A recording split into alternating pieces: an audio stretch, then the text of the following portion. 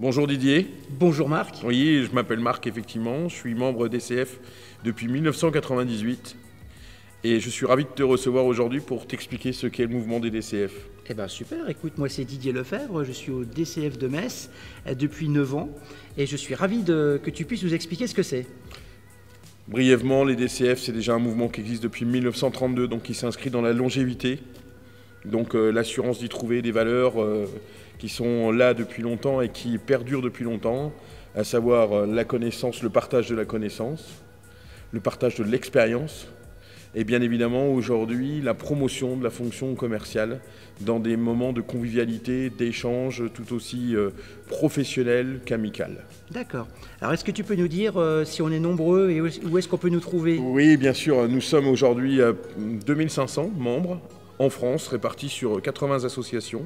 En général, une grande ville égale une association. Pour ça qu'en Lorraine, par exemple, il y a des DCF à Nancy, à Metz, en Meuse, à Bar-le-Duc et dans les Vosges à Épinal.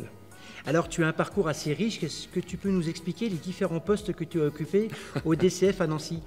Oui, alors effectivement, en plus, l'avantage dans ce réseau, c'est qu'on peut s'y investir au niveau qu'on souhaite s'y investir. De simples adhérents, à une réunion par mois, on a la possibilité d'aller jusque participants aux commissions qui élaborent des projets avec les différentes institutions qu'on peut rencontrer, jusqu'au rôle de secrétaire, trésorier et président, qui est là pour 2 ans et qui relaie de la fédération l'ensemble des actions vers ses adhérents pour mener à bien le développement de la fonction commerciale. D'accord. Je préciserai qu'aujourd'hui, nous avons un nouveau président national et que ce président national qui s'appelle Jean Muller a à cœur vraiment aujourd'hui de travailler sur ce qu'on a vu aujourd'hui à Numa Avenir. Je veux parler d'intelligence collective, nous l'appelons l'intelligence commerciale. Je veux parler de connaissance de tout cet environnement numérique qui tourne autour de la fonction commerciale, en passant du big data jusqu'à la restitution de l'acte de vente, des solutions qui sont vendues à nos clients.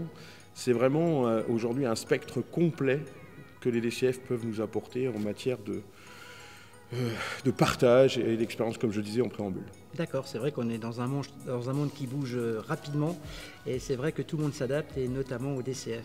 Alors, il y a des moments forts au DCF, il y a notamment la semaine de la performance commerciale, on a le concours national de la commercialisation, il y a également le congrès. Est-ce que tu peux nous parler de ces 3 événements phares? Oui, avec une petite faveur pour le concours national de commercialisation, nous sommes aujourd'hui avec des lycéens, je l'espère, futurs étudiants de niveau bac +2, +3, +4, +5.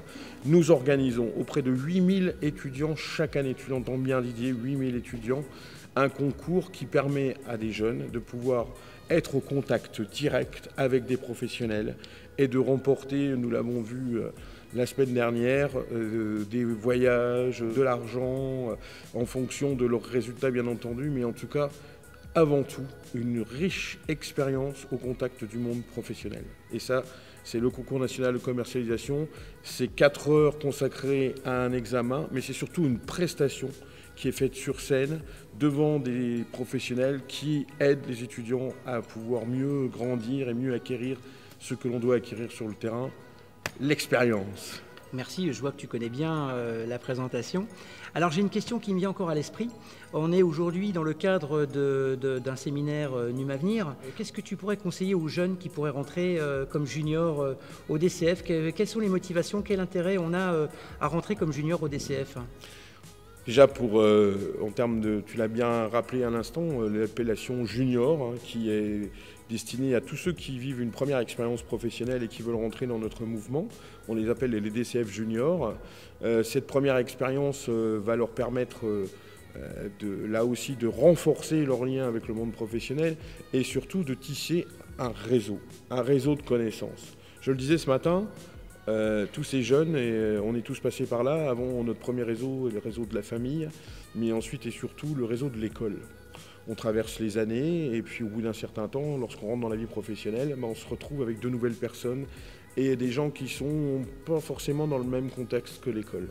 Les réseaux professionnels, et j'insiste sur le côté professionnel parce qu'il s'agit non pas d'un réseau social qui est nécessaire aujourd'hui, bien évidemment, à notre vie, mais les réseaux humains permettent de bien travailler, de mieux connaître. Et quand on connaît la complexité commerciale qu'on rencontre aujourd'hui, il me paraît que non seulement ce n'est plus obligatoire, c'est essentiel de rentrer dans un réseau. Et ça, je leur dis à nos jeunes aujourd'hui, allez demain vers les réseaux professionnels, quels qu'ils soient, DCF, CJD ou autres, ANIDA-RH ou autres réseaux, c'est fondamental. C'est le principal message que tu aurais à leur donner. Principal message. Tournez-vous aussi vers l'avenir numérique. En conclusion, soyez demain humains, vivez avec et pour les réseaux, pour votre économie et votre activité professionnelle, et soyez digital, parce que sans numérique, on ne pourra pas avancer comme on a pu avancer jusqu'à présent. Mêlez le tout et ça va vous donner une vie exceptionnelle. Merci Marc.